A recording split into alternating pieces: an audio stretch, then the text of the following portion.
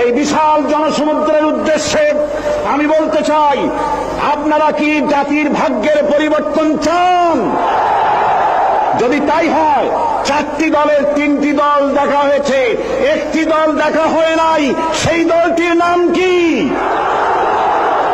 এবারের এই মহান সুযোগে সেই জামাত ইসলামীকে এই সংসদের ভেতরে কথা বলার সুযোগ করে দিতে হবে। আল্লাহ রাব্বুল আলামিন তার কোরআনে কারীমের মধ্যে ইরশাদ করেছেন, ইন্নাল্লাহা লা ইউগাইয়িরু মা বিকওমিন হাত্তা ইউগাইয়িরু মা বিআনফুসিহিম। নিশ্চয়ই আল্লাহ পাক কোন জাতির ভাগ্য পরিবর্তন করেন না যতক্ষণ পর্যন্ত সেই জাতি তার ভাগ্য নিজেরাই পরিবর্তন করতে সচেষ্ট না হয়। ভাগ্য পরিবর্তনের জন্য প্রয়োজন দেশের প্রচলিত আইনের পরিবর্তন, আর সে আইন হতে হবে আল্লাহ রাব্বুল আলামিনের আইন।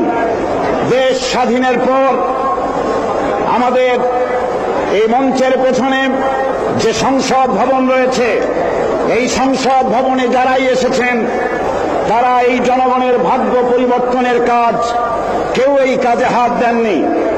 অবশ্য আমাদের দেশে আর কোন জিনিসের উৎপাদন কম আর বেশি হোক না হোক, রাজনৈতিক দলের উৎপাদন খুবই বেশি।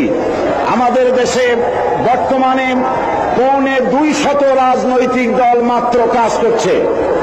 এদের ভিতরে এমন দলও আছে যাদের নেতা এবং তাদের সেক্রেটারি সভাপতি কোথায় থাকেন তা খোঁজ করার জন্য তুলারাশির লোক দিয়া বাটি চালান দিয়েও খোঁজ করে পাওয়া যায় না। বর্তমান এই অবস্থায় দেশে বিদেশে সকলেরই জানা, এতগুলি দলের মধ্যে 4টি দল হল প্রধান। এই 4টি দল বিগত 26 বছরের ভেতরে 3টি দল ক্ষমতায় এসেছেন।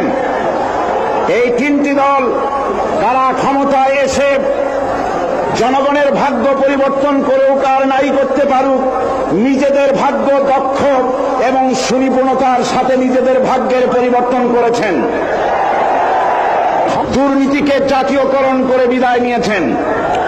আরেকটি দল টানা 5 বছর ক্ষমতায় থেকে নাস্তিক্যবাদ, কাদিয়ানীদের দৌরত্ব, মুরতাদ, ভাদানি, ইসলাম বিরোধী এনজিও এবং বিপুল সংখ্যক খুনি, চাঁদাবাজ, মাস্তান, হাইজাকার, সন্ত্রাসী উপহার দিয়ে চরম জিল্লাতির সাথে মাত্র কদিন আগে বিদায় হয়েছে।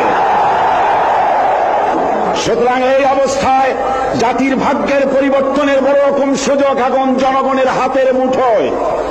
এই বিশাল জনসমুদ্রের উদ্দেশ্যে আমি বলতে চাই, আপনারা কি জাতির ভাগ্যের পরিবর্তন চান? যদি তাই হয়, 4টি দলের 3টি দল দেখা হয়েছে, একটি দল দেখা হয় নাই, সেই দলটির নাম কি?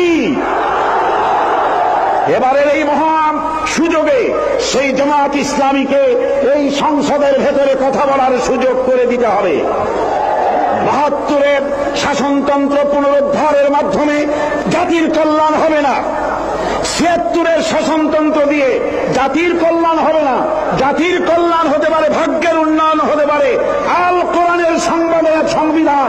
কেবলমাত্র কোরআন, শুধুমাত্র কোরআন, একমাত্র আল্লাহর আইন, সব লোকের শাসন ছাড়া জাতির কল্যাণ হতে পারে না।